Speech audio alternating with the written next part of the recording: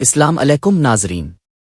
Drama serial میم سے محبت میں کہانی ایک نیا موڑ لے چکی ہے، جہاں طلحہ احمد اور روشی کی زندگی ایک انوکھے بندھن میں بندھ چکی ہے۔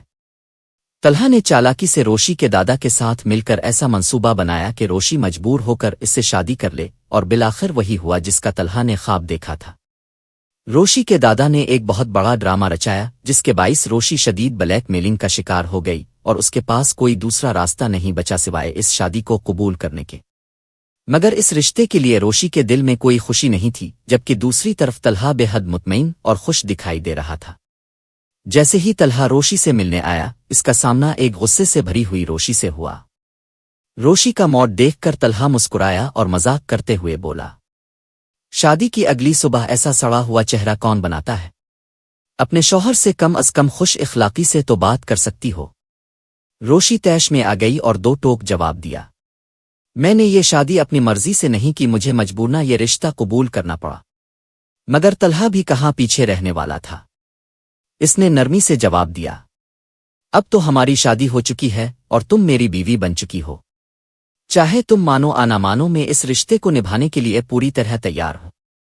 روشی اپنی ضد پر قائم رہی اور اس نے واضح الفاظ میں کہا کہ وہ طلحہ کے ساتھ کوئی بھی تعلق بنانے کے لیے تیار نہیں ہے۔ یہاں تک کہ جب طلحہ نے اسے شاپنگ پر لے جانے کی پیشکش کی تاکہ وہ اپنی ضروریات پوری کر سکے، تو روشی نے صاف انکار کر دیا۔ میں یہ شادی نہیں کرنا چاہتی تھی، اور اس کا یہ مطلب نہیں کہ میں اب آپ کی ہر بات مان لوں گی، اور آپ کو میرے لیے اچھا بننے کا ڈرامہ کرنے کی ضرورت بھی نہیں۔ طلحہ روشی کے سخت الفاظ سن کر بھی اپنی مسکراہٹ نہ روک سکا۔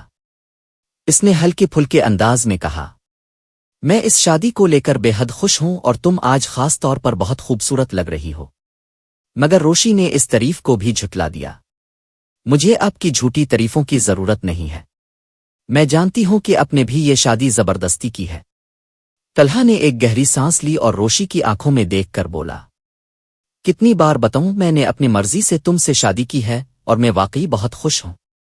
یہ کہانی یہاں ختم نہیں ہوتی، بلکہ آگے مزید دلچسپ موڑ آنے والے ہیں۔ کیا روشی وقت کے ساتھ طلحہ کو قبول کر لے گی؟ آئیے شادی محض ایک زبردستی کا بندھن بن کر رہ جائے گی؟ جاننے کے لیے ہمارے چینل کو سبسکرائب کریں اور اپڈیٹس کے لیے جڑے رہیں۔ شکریہ۔